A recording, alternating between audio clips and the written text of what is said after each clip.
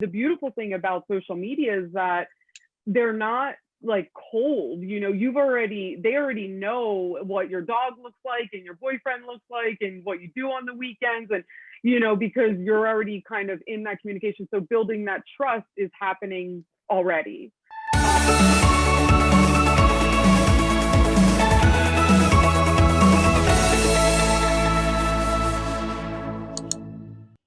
All right, what's going on, everybody? Welcome back to the Happy Agent Podcast. I am Jeff Beggins, your host, and we've got, as always, my brother, Greg Beggins. Hi, everybody.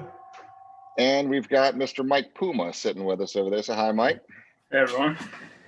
And then today we've got a really cool guest with us, and it's a whole different perspective that I think is going to be really, really, really content-filled for you, especially those of you who are on a team, have considered getting on a team, didn't really have the guts, for lack of a better word, right, to make that leap to become your own and just kind of seeing how things have happened for you. So want to welcome Danielle to the team, and we're very happy to have you with the company. And I think your story is pretty interesting to a lot of people. So let's start always like with this Happy Agent Podcast to start from the beginning. So why don't you take us back to Philly, right?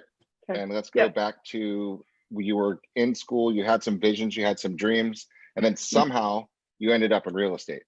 So it's kind of an interesting story along the way. So welcome to the podcast.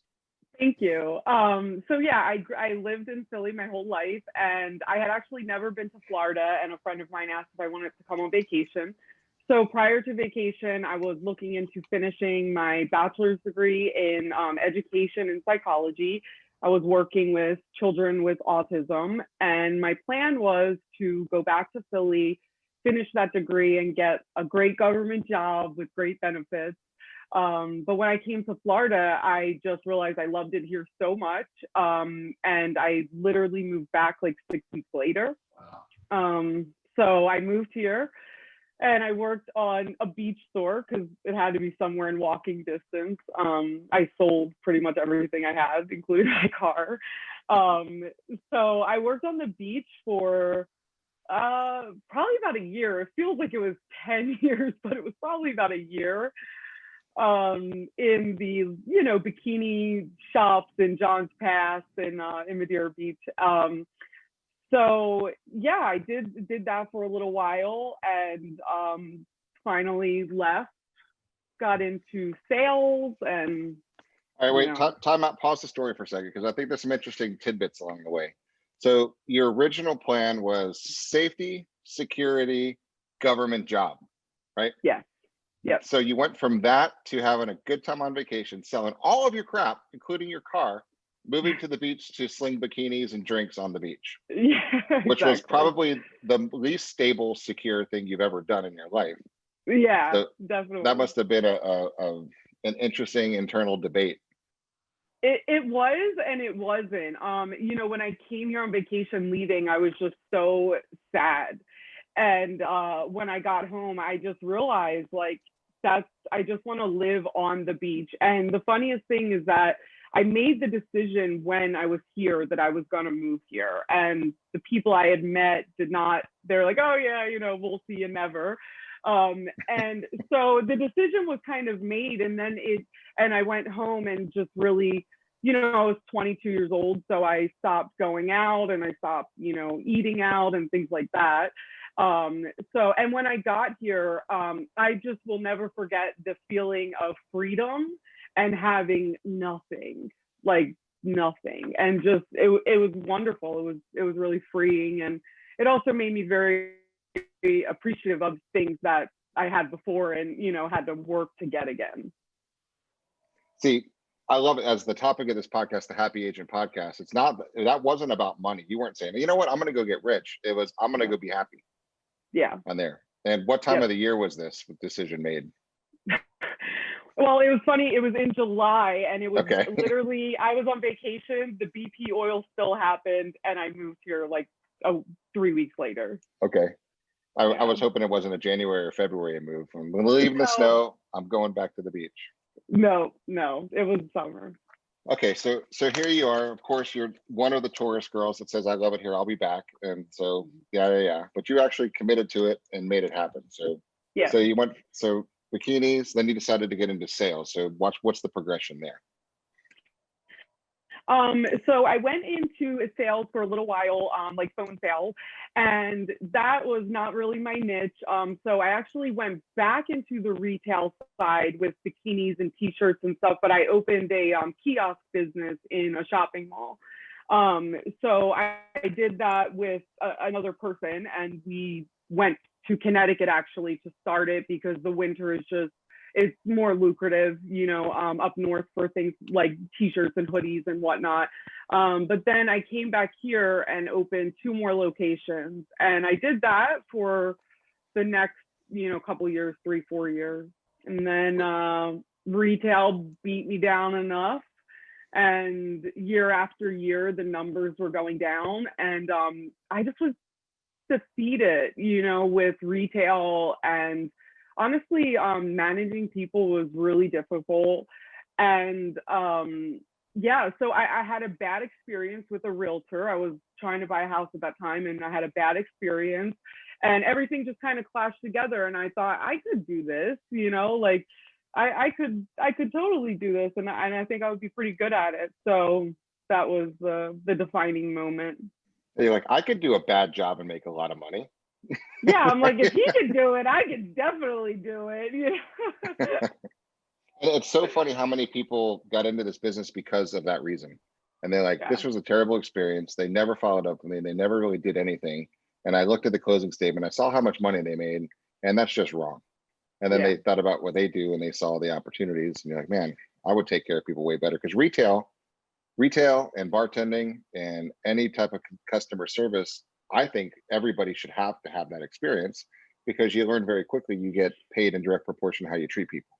That's Right? If you don't make them feel right. welcome, they're gone. They'll bounce to another store. You're not the only place that sells t-shirts and hoodies. Yep. Right? Yep. In the mall, there are Exactly. probably 50 other stores that sold the same similar stuff. Yep. So That's right. okay, I so agree now, completely. so real estate came into your mind, and then what was the progression there? Who did you know? How did you get into it? I knew one person, and I talked to him about it, and you know, nothing really came to fruition. And I literally just went and signed up and took the test. I did like the week class at Bob Hogue, and then ironically, my last team, I ended up speaking to her by accident. I was trying to call the broker of that office, just to join, and I got her cell phone number somehow, like online, and I just stumbled upon her literally, and she was like, yeah, you know, let's meet and whatnot, and that was it. Very good. All right, so you got into the business, didn't really know much, fresh out with the real estate license. So the benefits of joining a team, and there are some, right? Yeah, definitely. Especially because you weren't born here, you don't have a huge sphere. You grew one over Yep. time, but it really wasn't enough to have that pillar be strong, right, of your business. Yeah. So now you're stuck in, I got to go meet people I don't know. I got to build trust. I got to build credibility. I got to show I know what I'm talking about. And then I've got to do all the work myself, right? So that's one path that you were willing to go do. And then you found this other path, which was working with a great agent, right? And Sandy's, I've known her for years, really great. Yeah, wonderful. And it was a good opportunity for you to just kind of join that team. So what was your role on that team? I worked as a listing specialist from the beginning with Sandy. So I would say probably 95% of my business came from working with sellers. Yeah. So, what's that, Craig? What a great lesson. Sure. Yeah. Well, and it is. When we first met, we started talking about the tale of two industries, really, because if you're working as a salesperson with inbound leads, it's almost like new homes, right? A new home salesperson sits there at the model, people come in and you sell them stuff. If you're Right. on a team and being fed listing leads, you just have to be good at your presentation and pricing and go get it done. So you have a niche that you fill as your role on a team. Just like on a football team, everyone's got their specific roles, right? Right. So Right. the leap of faith is, okay, what do I do? I'm being fed, in essence.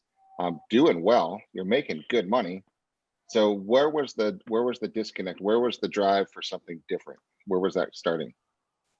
For the first few years, I was pretty, I guess, content. You know, I felt that I kind of always had tell myself that it was like an education that I was receiving, you know, that I was working with one of the very best people in the industry and there was so much to gain. But like I said, for the last 2 years or so, I've really, really been contemplating it. And there were a few reasons. And, you know, anyone that knows the team structure knows, obviously the commission is a big factor of it. You know, that's one of the things that stands out the most from a team. But also, I felt, and I believe this now that I've been doing it, you know, just for about 2 months, but that I could actually service my clients better by not being on a team, because I could spend more time with them. You know, when you are on a team and you get busy, now you're talking about 15, 20 listings at once, you know, and on your own, but you have admin support. So anyway, I felt that I could service people better if I were on my own. And also, my team was very supportive, like of us as individuals, but I just always felt kind of that, I don't know if step back is the right word, but that I couldn't truly brand myself and be myself and be my own. And, you know, so it was kind of those things coming to fruition, where the scariest part was when you are used to business just coming in, it's kind of terrifying to think that it won't be.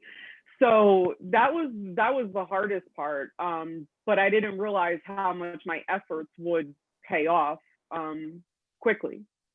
And it was great. When I met you, I recognized it instantly, the energy. And you saw some other agents like Mandy or Kaplan, for example, and Jessica Beck, other people that have come to us recently that were associated with other teams. And I love, and we love as a company, helping you kind of really spread your wings and becoming your own as your business partner, just giving you all the support. Basically, we're your team, right? As far as the admin, the support, and just kind of being there and just go do your thing and find your niche. So when we first met, I recognized you kind of just really like pacing the cage. Like I've got the knowledge. I just need to know that someone's there, right? To make sure that you're not going to fall. And I was like, okay, we got your back, but it's a whole different industry, because now you have to go out there, teach the world who you are, because nobody knows that you're good, because one of the downsides of being on a team is you're hidden in the shadows. Nobody, you know, people that met you knew you, but your name wasn't on the sign, right? It was all, you didn't get any production credit, but you did a tremendous amount of business and you learned a lot. So now you're in essence a new agent with a lot of secret hidden talent, but now you got to tell the world. There was no real social media presence. There was no real bios out there. There was no real reason to do any of that. So you really were starting fresh, and it was an interesting transition for sure. I was excited. I knew for a fact that there was never a worry, way more than you did, but it took some pivots. So what are some things for other people that are considering leaving a team and becoming part of their own? Like, let's talk about that drunk monkey, that fear factor that was in your head, and what were some of the biggest fear issues, and then how did we overcome them? The number one biggest fear issue was the clients and just basically just getting customers. That was hands down the number one fear issue. And I honestly think the best way that I was able to get through that was to continuously talk about it with people around me.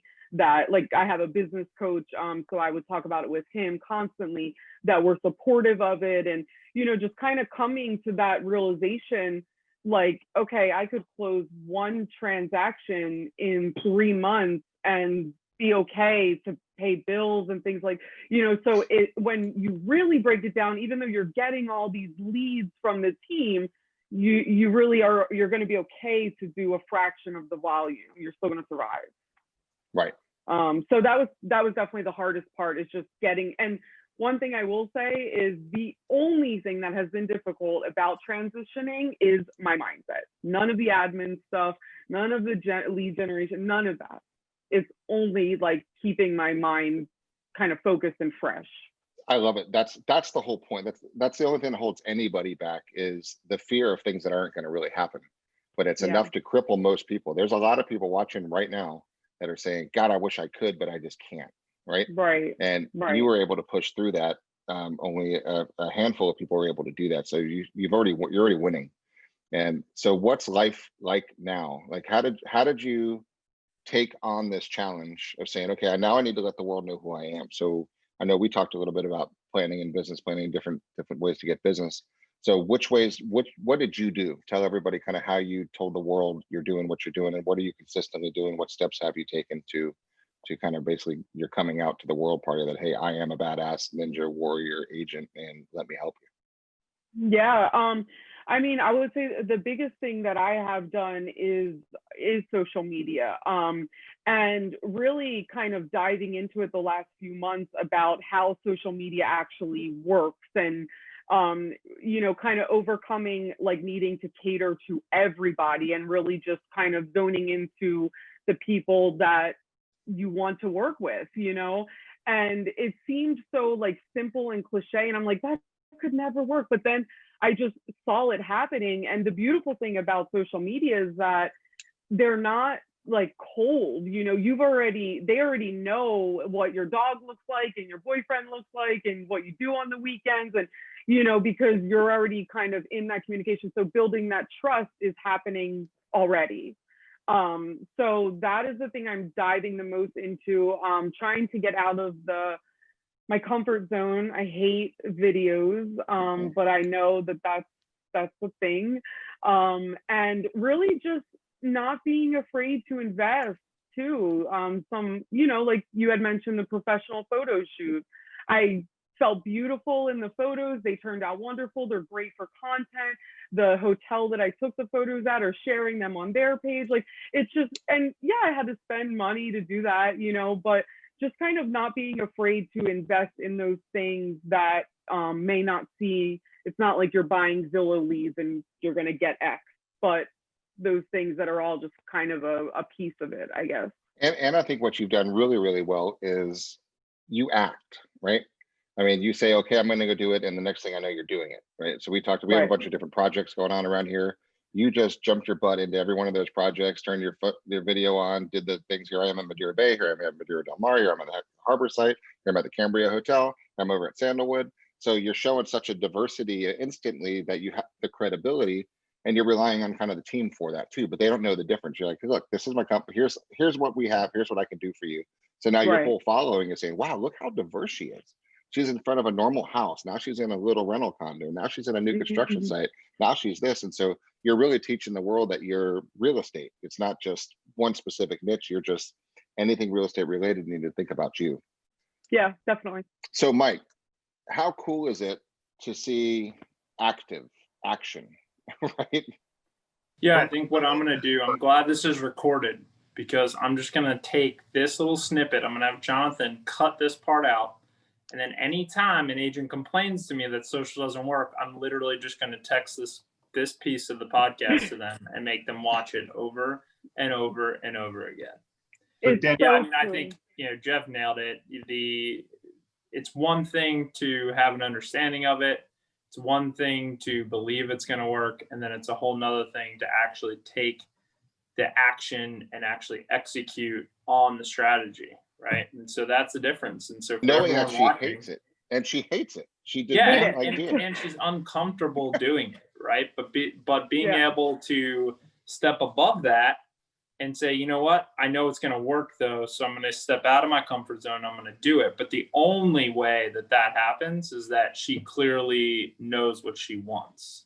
Right. And so that's the biggest thing, is if you know what you're working towards and you're committed to it, you're going to be okay being uncomfortable, because you believe that it's getting you to where you want to be. If you don't actually care about getting to that place, you're not going to do it, because it's too easy to not do it. It's too easy to shoot the video and then be like, no, my hair looks stupid, delete, right? It's too easy. It's too easy to cancel on the photographer. It's too easy to not post. And so the hard part is actually sucking it up and saying, no, you know what? I really, really, really want that. I need that income. I need that deal. I want to get my life to a different place. I want to go on that vacation. I want to pay for my kids' college. I really want it. And if you really want it, then you'll do what she's doing, which is going out and saying, you know what? Yeah, I don't love it. Yeah, it's uncomfortable. Yeah, it cost me some money, but it's all worth it, right? That's the difference. And in a month and a half with us, what was it, 48 days, Craig, you're saying? We got 4 transactions cooking already. right? And Mhm. that's phenomenal production for Yeah. a solo agent. I mean, look at the, if you were to add that up, what that's going to mean as a whole check, that's a bunch of little deals from a team. So Yeah. now knowing kind of what's possible, what's the drive? What's the next level? Now you know what's possible for you. Let me You're ask you a just question, starting. Yeah. because the audience needs to know. So Danielle, honestly, how many hours a day would you say you commit to this? So am I looking at this as I'm an agent thinking about getting into social. I spend 4 hours a day, 5 hours a day, 1 hour a day. What's your commitment involvement in time? On social media or real estate? Social media, maybe an hour a day. It can take me incredibly long to write a post. I'm definitely more of a writer than like a video, but I mean, you're talking maybe 2 hours like stuck on writing something, but it's a pretty minimal commitment. Come on, guys, that's what we're talking about, like an hour a day. Yeah, and $0. That's a lot of times people ask me, well, how much do you spend on it? How much do you spend on ads? Nothing. They're not ads, like just being present and consistent and, you know, really kind of focusing in on my ideal client. Have you found that when you were in retail, you had to work a certain amount of hours a day? When you were on a team, they probably prescribed that you do these activities during these times. Are you finding you have more freedom and flexibility now, or are you disciplined that you're actually working a 6-8 hour day? I am not working a 6 or 8 hour day. I would say that I probably work a solid 4 to 6 hour day. Some days I might work 12, you know, depending what happens, but that's probably realistic though, time wise, about 4 to 6. But when you were on the team, were you putting in more dedicated time? Yes and no, not like dedicated scheduled, but like if I had 4 pending transactions on when I was on the team, that was like Mayday, you know, like I needed to really kind of drum up business basically. So it's different in that sense where I do have more free time because, you know, I'm working with a lesser amount of people and still doing even better. I like it. And I love the honesty too, because the reality of it is you work 4 to 6 hours, right? On average. Yeah. And you could easily trick yourself into, and we know agents that say they work 10, 12-hour days. That's total BS, Yeah. right? I mean, you're doing something that you could pretend is work. You might be at the office or shuffling papers or worrying about stuff for too long. But the reality of it is you don't have to. You just have to be proficient and efficient and know what you need to go do. So knowing what you can do now, and you're starting to see it, and realistically, you just started launching these campaigns, what, a week and a half ago? Yeah. With the new photography and all that stuff that came out, maybe 2 weeks? Yeah. No, yeah, it was about a week and a half. About a week ago. And so things are going, your engagement's great, it's growing, and you're doing an awesome job of re-engaging those who engage, right? Which is the name of the game. And Puma, we talk about this all the time. And everybody who likes your photos or says you go girl, engage, hit them, send them a private message on Messenger, talk about their kids, talk about their dog, where was their last trip. And then because that becomes the cheerleading squad, because ultimately the name of this game is just to be top of mind. So 3 months from now, when they're at a cocktail party and somebody says their mom's moving here from Denver, your face pops up. That's the long tail game that we're playing right now. Yeah, absolutely. And content doesn't have to be like real estate related even at all. People love to see vulnerability. You know, they love to see, I put this post up about procrastination a couple months ago, and it got unbelievable engagement, you know? So people love to see that you are just real and relatable and also can provide them with, you know, value. Love it. What's the next step? What's Danielle's next level? What are you doing this for? Now that you see that what's possible for you, you can kind of project into the future. You can do whatever you want. I mean, there's no question you can sell as much as you want. You can grow this business as big as you want to, and we're going to help you every step of the way. What's exciting for you to accomplish in the future? Next year, I want to definitely purchase at least a single investment property. So that's one of the goals. I will say that my plan, I guess my vision does not involve building a team of agents underneath of me, but I think I will focus at some point on maybe some kind of agreement with referral partners, or at least a single one in the area, so that I can focus more on A, investment properties, and B, one of my long-term goals is to really help agents also, so whether that's providing them with like a start to finish, guide for your 6 months of real estate or whatever it is. But as I'm building this business on my own from the beginning, I'm like archiving these steps and documents and things to hopefully be able to give to other agents, at a point in the future. So a couple different revenue things. I love it. And that's the byproduct of doing social the way that you're doing it right, is you're documenting the steps and the vulnerability and the fears, right, of doing what you're doing. From the first post of, oh my God, I'm moving, right, to Right. Wow, look at me and check this out. And here's my high fashion pose at the hotels and the resorts and everything. It's really fun to watch that progression. Thank you. On that. Thanks. So advice to those who are on a team that are kind of pacing the cage and worried, what advice would you give to those? Just look at, do you have any major life events coming up in the next 3 months? If so, maybe you want to work around that. If not, my advice would be to just work on your mindset, because it will take you out of there. Just pump yourself up, tell yourself you could do it, and also working on your SOI, that definitely helps. But if you even don't do that, just get your mind around being on your own and doing the next thing. Love it. And what I think is great too is, even if you've got several years of experience and a phenomenal agent, you're still very engaged in what we're doing.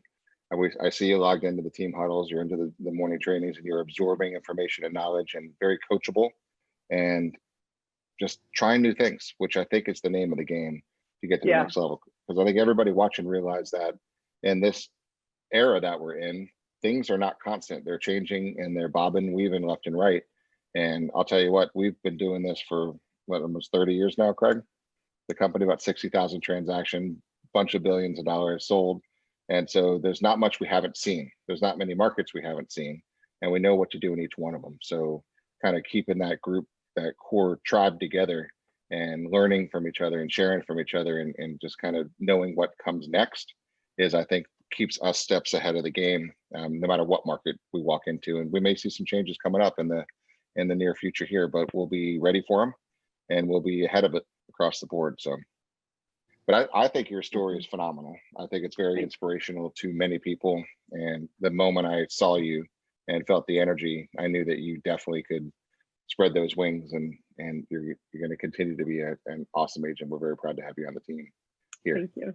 Thank you. Cool. So one of the things, Danielle, oops. Hey. My phone's ringing. One of the things that, our logo is empower, educate, and encourage.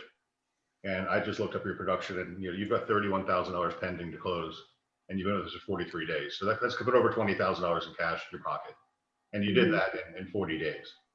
So you're looking at a 6-figure income in your first year, right? So one of the things definitely. I'd like to do as the old man in the group here is, what are you going to do with that money? Well, the first thing I'm going to do is pay the IRS my taxes.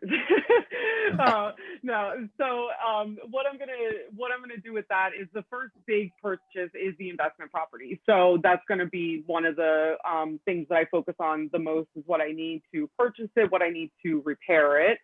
Also, I recently started investing in stocks, so I'm kind of hoping to play around a little bit more with that. But other than those things, I am going to take at least 4 vacations next year. And pretty much that's it. I want to get away about 4 times, get an investment property, and buy a little bit more stock. Okay, well, don't go anywhere you like better than here. What's that? Don't go anywhere on vacation that you like better than here, because we don't want you to. I know. No, I don't know if I could do it again. I think about it now. Like, I don't know. I'm going to Costa Rica. I'm moving to Costa Rica. I don't know if I could ever do it again. I'm glad I did, but yeah. Now everything happens for a reason. You end up. Oh, for sure. Yeah, you definitely found your niche. Yeah. But just the fact that she has a plan, what she would do with the money.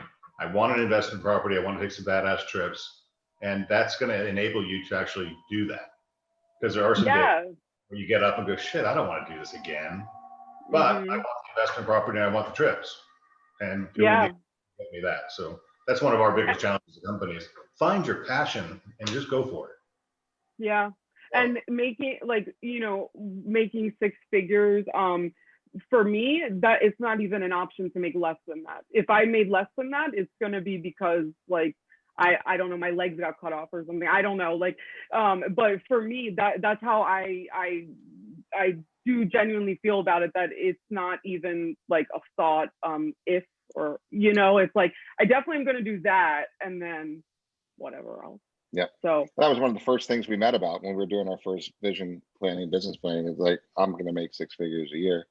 And there's no wavering. There's no, I think I'd like to. It's I'm making at least 6 figures a year. So then we worked on how many deals do we need per quarter, how many deals do we need per month, and you're already crushing that.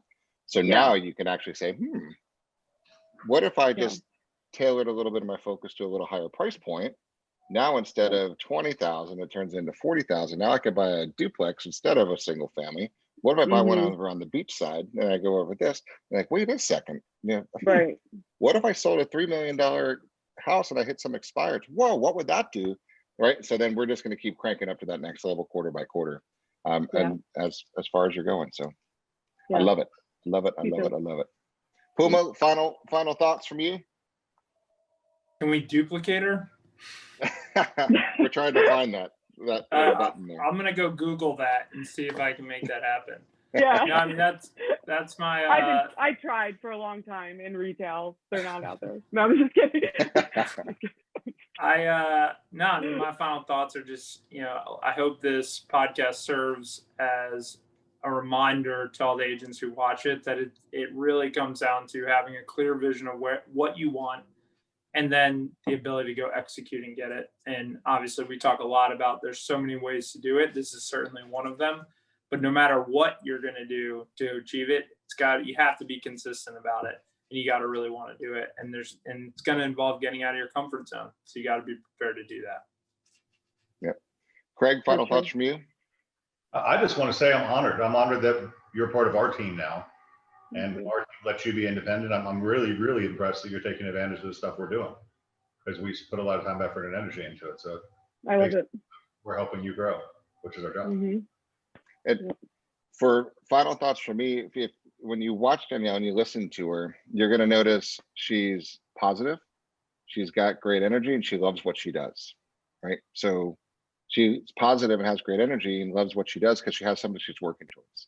There's a why, and she knows it's able to be accomplished, and she knows she can look left, right, call anytime, and we got her back to push her to where she needs to go. So that's comfort. To be on your own but still have people to fall back on is a critical pillar, right, to make things happen. So, but the energy and the attitude and the smile and the fact that you love it, and your testimonials are amazing. People just love working with you. So, and so do we.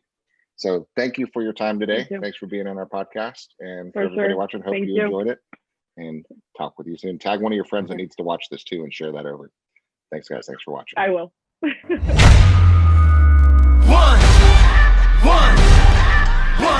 One